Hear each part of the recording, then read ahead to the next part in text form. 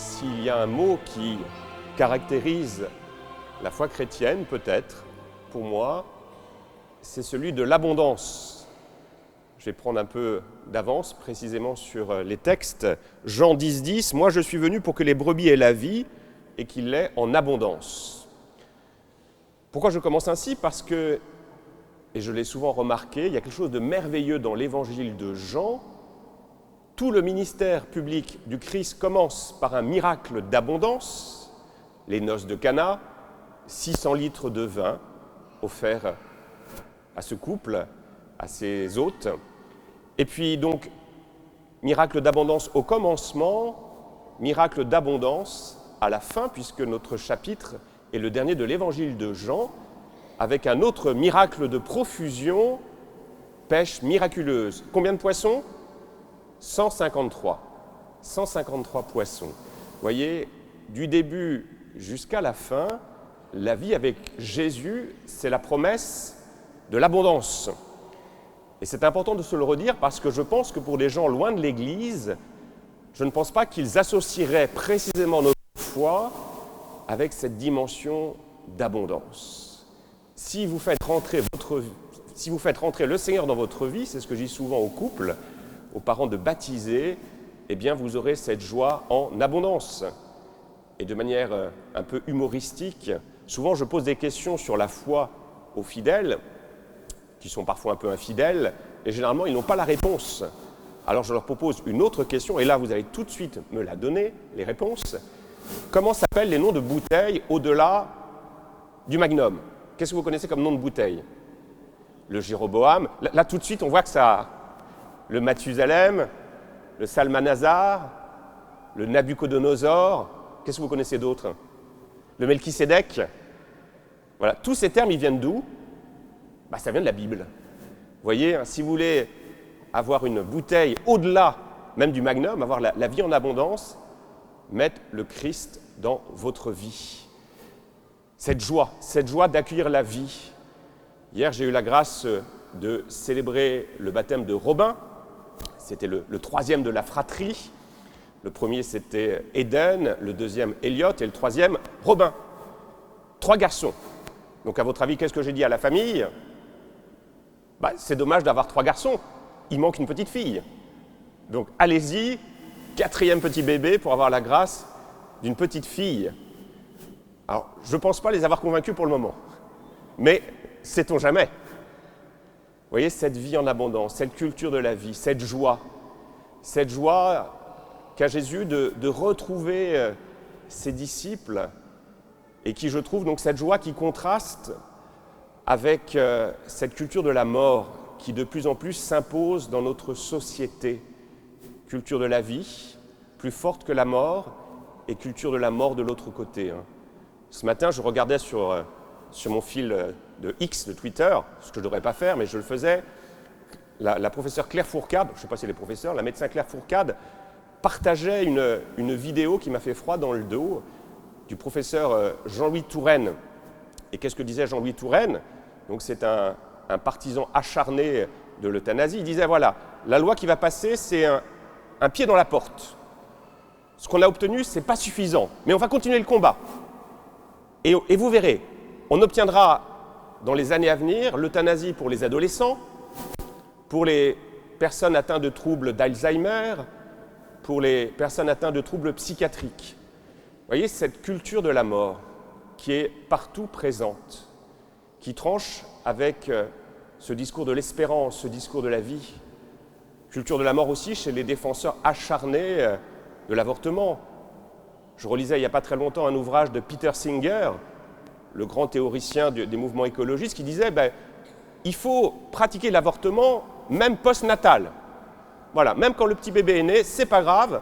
Si on n'est pas content du résultat, ça devrait être autorisé. Vous voyez, cette culture de la mort qui est partout présente, ce manque d'espérance. On entend aussi à longueur d'années, dans nos médias, le fait qu'il n'y a plus d'enfants en France, voilà, en Occident. Parce qu'il n'y a plus d'espérance. Il n'y a plus beaucoup d'espérance. Et pourquoi, plus que jamais, le message de l'Évangile a tout son sens? Parce que le message de l'Évangile, c'est ce message qui nous dit que la vie peut triompher. Et ce qui est très beau, c'est que ce message, il ne nous est pas donné comme une pétition de principe en disant « Allez, soyez joyeux, vous allez voir avec moi, ça va être merveilleux ». Ce n'est pas du tout cela. C'est que cette joie que nous propose Jésus, elle traverse l'échec, elle traverse les difficultés, elle traverse la crise. Elle vient après la crise, après l'échec. Regardez nos disciples. Nos disciples, ils sont tout tristes. Ils sont tout tristes. Déjà, rappelez-nous, la semaine dernière, ils étaient calfeutrés chez eux parce qu'ils avaient peur. Ils avaient peur de quoi? Ils avaient peur de la répression romaine, de la répression de leurs frères juifs. Donc ils avaient peur. Et puis ils étaient un peu honteux, eux qui avaient abandonné Jésus seul sur le bois de la croix. Alors Jésus leur est apparu. Jésus leur a dit, allez en Galilée. Ils y sont allés, mais le temps passe. Le temps passe et de nouveau, Jésus ressuscité, il n'est pas là. C'est le problème avec le Jésus ressuscité, c'est qu'on le voit, il est là, mais que se passe-t-il? C'est qu'il disparaît aussitôt. Et on se retrouve seul, avec notre morale qui est plutôt au bas, avec cette opposition qui est partout présente. Donc, ils sont tout tristes. Donc, que dit Pierre? Voilà, triste, qu'est-ce qu'on va faire? On va retourner à la pêche. Peut-être avec cette tentation de se dire, on va retrouver notre ancien travail. On était des pêcheurs, on va retrouver cette activité pour revenir comme si de rien ne s'était passé. Vous voyez ce découragement. Et c'est précisément à ce moment de découragement que le Christ ressuscité apparaît. Vous voyez, l'espérance chrétienne, elle naît au petit matin, alors qu'il fait encore un peu nuit, alors qu'on est un peu découragé, un peu désespéré, on pense que tout est foutu, eh bien, Jésus est là. Et pour moi, c'est un signe d'espérance dans notre monde où on semble, comme je l'ai dit, avec cette culture de la mort, où tout semble s'effondrer, eh bien, si nous ouvrons notre cœur, si nous ouvrons les yeux, nous pouvons voir Jésus nous parler de la vie. Et ce qui est très beau, c'est que dans cette page d'Évangile, cette manifestation de Jésus, elle n'est pas extraordinaire. Certes, il y a cette pêche miraculeuse, mais fondamentalement, c'est Jésus qui est sur le bord de la plage. Et qu'est-ce que dit Jésus sur le bord de la plage? Les enfants. Il appelle ses disciples. Et moi, cette phrase de Jésus, ça me rappelle toujours quand j'étais à table avec mes parents, alors que j'étais dans ma chambre en train de jouer. Qu'est-ce que j'entendais du haut de l'appartement, enfin de la pièce où j'étais dans l'appartement? Que disent les parents généralement à l'heure du repas? C'est quoi le cri que vous entendez? À table! Vous n'avez pas entendu ça? Est-ce que vous avez déjà entendu ça? À table! Et généralement, il faut le dire plusieurs fois. À table! Et on ne descend pas. Et puis voilà. Et les enfants, c'est ça, les à table. Et ce que je trouve ça très beau, c'est que cette expérience du ressuscité, cette rencontre, ils vont le vivre autour de quoi? Autour de ce feu, avec quelques petits poissons qui ont été posés dessus, déjà par Jésus. Il a préparé les apéritifs, le temps que les nouveaux poissons pêchés puissent cuire. Jésus a tout prévu. Il a prévu ces petits encas, ces petits poissons apéritifs, voilà, et ils vont se retrouver. Vous voyez, c'est quelque chose de très simple. Le fait d'être tous ensemble, et Jésus est là. Vous voyez, l'expérience de la résurrection, ce n'est pas des choses extraordinaires.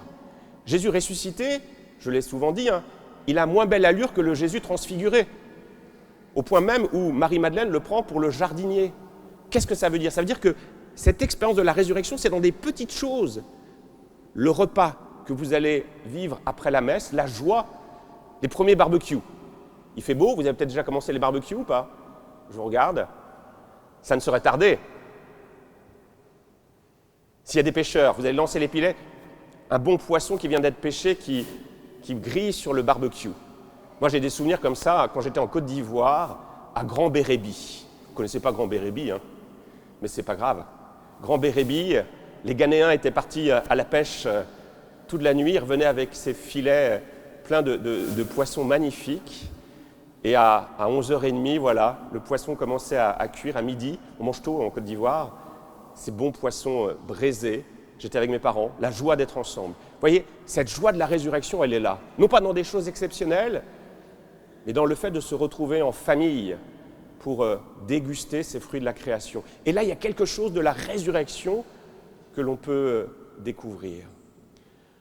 Autre chose aussi très belle, je méditais cela aussi ce matin en relisant le psaume qui nous explique pourquoi notre foi est porteuse d'espérance. Ce psaume 29, 30, il est étonnant. Il y a une phrase, là aussi je l'ai souvent dit quand je célèbre des funérailles, « Avec le soir viennent les larmes, mais au matin les cris de joie. Tu as changé mon deuil en une danse, mes habits funèbres en parure de joie. » Qu'est-ce que ça veut dire, cela, concrètement? Qu'est-ce que ça veut dire? Tu as transformé mon deuil en joie. En quoi cette phrase est porteuse d'espérance? Non seulement parce qu'elle le dit, mais parce que ce qu'elle décrit peut être effectivement vécu. Et on va de nouveau mettre en exergue cette espérance chrétienne. C'est cette expérience que vous avez peut-être faite quand on perd un être cher, quand on perd un être que l'on a aimé, un parent, ou pire encore un enfant. Eh bien, dans un premier temps, c'est tout à fait légitime. Ce sont des larmes, des cris, la révolte, la colère qui anime notre cœur. Et puis, qu'est-ce qui se passe? Les mois passent, les années passent, et progressivement, quand soi-même, on s'approche de sa propre mort, peut-être que le rapport avec ceux que nous avons aimés change. Pourquoi? Parce que nous découvrons au fur et à mesure que nous vivons que tous celles et ceux que nous avons aimés sont certes présents dans le passé, dans nos souvenirs, comme ceux qui ne sont plus, parce qu'ils sont dans le passé, mais au fur et à mesure qu'on s'avance vers sa propre mort, eh bien celles et ceux qu'on a aimés, ils sont où? Ils sont certes présents derrière nous, mais plus encore devant nous, comme ceux qui nous attendent, comme ceux que nous allons retrouver. Vous voyez, Jésus, ou tout du moins le prophète Isaïe, nous décrit la vie éternelle. Sous quelle forme? Je le dis souvent, la vie éternelle, ça ressemble à quoi? Un banquet avec des viandes grasses, des vins capiteux. Donc tous celles et ceux que nous avons aimés, ils sont présents devant nous. Les barbecues célestes sont fin prêts. Alors là, ce n'est pas du poisson, c'est des viandes grasses. Si vous êtes végane, vous transposez avec ce que vous aimez. Ce n'est pas mon cas. Moi, des viandes grasses, ça me convient tout à fait. Des poissons grillés, ça me convient tout à fait. Et voilà. Et vous voyez le rapport à ceux qui ne sont plus, comme ceux qui sont devant nous, que nous allons retrouver. Pensez à des enfants, alors que la date des grandes vacances s'approche. La joie qui est dans leur cœur. On va retrouver nos grands-parents. On va retrouver Cancale. Pensez à tous les Parisiens qui n'ont pas la chance de vivre à Cancale et qui se disent, allez, on va retrouver tout ce qu'on aime, les cousins, les cousines, les barbecues, la joie.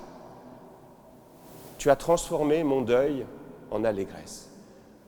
Au cœur de la souffrance, au cœur de la mort, eh bien, le message chrétien nous dit que Jésus est là, que la mort est vaincue par l'amour et que ceux que nous avons perdus, nous aurons la grâce, le moment venu, de les retrouver. Vous voyez, cette espérance chrétienne dont notre monde a plus que jamais besoin, cette espérance des retrouvailles, et que nous pouvons vivre dès ici-bas, dès ce midi, vous pouvez déjà avoir un avant-goût de cette Jérusalem céleste. Pour conclure, rapidement, il y a une autre source d'espérance dans notre page d'évangile, c'est la fin. La fin, c'est cette rencontre que fait Jésus avec Pierre. C'est réconfortant pour nous parce que ça nous montre que le royaume de Dieu n'est pas réservé à l'élite. Pierre, c'est un homme qui a beaucoup de défauts. Il a renié Jésus 3 fois. Et Jésus vient à sa rencontre pour lui poser 3 fois la même question. Pierre, m'aimes-tu? Qu'est-ce que ça veut dire? C'est que Jésus, il est toujours là pour nous remettre debout à chacune de nos erreurs. À chacune de nos chutes, il est là, dès lors que nous voulons l'accueillir, pour nous remettre debout. Pierre aurait renié 5 fois ne pas connaître Jésus. Combien de fois Jésus l'aurait interrogé pour savoir s'il l'aimait? Combien de fois? 5 fois. Il aurait renié 1 million de fois. Combien de fois Jésus lui aurait posé la question? 1 million de fois. Vous voyez, cette découverte de ce Dieu de miséricorde qui n'est pas là pour nous punir, pour nous condamner, mais pour nous donner cette vie en abondance. Et puis, dernière chose très importante, c'est que quand on lit le texte de notre évangile en grec, ce que vous avez certainement fait, je l'ai souvent dit, Jésus ne pose pas 3 fois la même question. La première fois et la deuxième fois, il pose cette question, Jésus, m'aimes-tu, Pierre, m'aimes-tu, mais m'aimes-tu d'un amour d'agapé? C'est quoi l'amour d'agapé? C'est l'amour au sommet. C'est l'amour qui me permet d'aimer mes ennemis, de pardonner à mes ennemis. Et donc, Jésus pose cette question à Pierre, Pierre, m'aimes-tu d'amour d'agapé? Et que répond Pierre? Oui, je t'aime. Mais je t'aime d'un amour d'amitié, philia. Donc vous voyez, Pierre, il a mis la barre un peu plus basse. Alors voyant que Pierre a répondu un peu à côté aux 2 premières questions, à la 3e question, Jésus corrige le tir. Et il lui dit, Pierre, m'aimes-tu d'amour d'amitié? Qu'est-ce que ça veut dire? Ça veut dire que Jésus nous prend tel que nous sommes. Il prend Pierre tel qu'il est. Vous voyez, non pas un Dieu qui juge et qui condamne, mais qui nous rejoint là où nous sommes, pour nous conduire à mieux, mais qui nous rejoint là où nous sommes. Ce Dieu de Jésus-Christ, c'est un vrai pasteur. Il n'est pas là, comme je le disais, pour nous enfermer dans nos fautes, non. Et puis, c'est un pédagogue. C'était un très beau ouvrage, un très beau livre de Clément d'Alexandrie qui présente le Christ comme un pédagogue. Voilà, ce Jésus pédagogue qui vient jusqu'à nous, allez, je vais m'adapter à toi pour te faire grandir. Et puis, dernière chose, cette fois-ci, comment vous auriez répondu? Anne Gracia, désolé, ou Jeanne. Jésus te pose la question, m'aimes-tu d'un amour d'agapé? Qu'est-ce que tu réponds? Qu'est-ce que vous auriez répondu? En fait, je pense que la réponse de Pierre, c'est la meilleure. Je t'aime d'un amour d'amitié. Parce qu'un amour d'agapé, j'en suis pas sûr. Pierre, il a compris que il veut plus fanfaronner. Parce qu'il avait promis autrefois qu'il donnerait tout pour Jésus. Et puis quand l'échéance est venue, il a flanché. Donc la réponse de Pierre, c'est une réponse pleine d'humilité, en disant « J'aimerais bien t'aimer d'amour d'agapé, j'aimerais bien, mais j'en suis pas sûr. J'en suis pas sûr. » Alors la seule chose que je peux te dire, c'est que je vais t'aimer de toutes mes forces. C'est ça qu'il faut faire. Le Seigneur ne nous demande pas l'impossible. Il nous demande juste de l'aimer avec ce que nous sommes, avec le peu que nous avons. Mais avec ce peu que nous avons, sans fanfaronner, le Seigneur est capable de faire des miracles. Et c'était la bonne réponse. Et de fait, nous le voyons dans la première lecture. Quel contraste entre le Pierre qui a renié Jésus et ce Pierre de la première lecture, qui, alors qu'il comparait avec les autres disciples devant la Cour suprême, il est porté par cette vie en abondance, cette vie en plénitude, parce qu'il ne s'appuie plus sur ses propres forces, il s'appuie sur le Christ. Et quel est le cadeau qu'il reçoit alors? Quelle est la dernière phrase de la première lecture? Qu'est-ce qu'il reçoit comme cadeau? C'est quoi? Lisez, je ne l'ai plus en tête. Quant à eux, quittant le Conseil suprême, ils repartaient tout joyeux, cette joie. Plus que jamais, nous avons besoin d'offrir à notre monde cette joie, un monde qui est de plus en plus triste, qui n'est pas porteur d'espérance. Alors nous sommes au petit matin, à nous d'être les témoins de cette bonne nouvelle et de transformer le deuil en allégresse. Amen.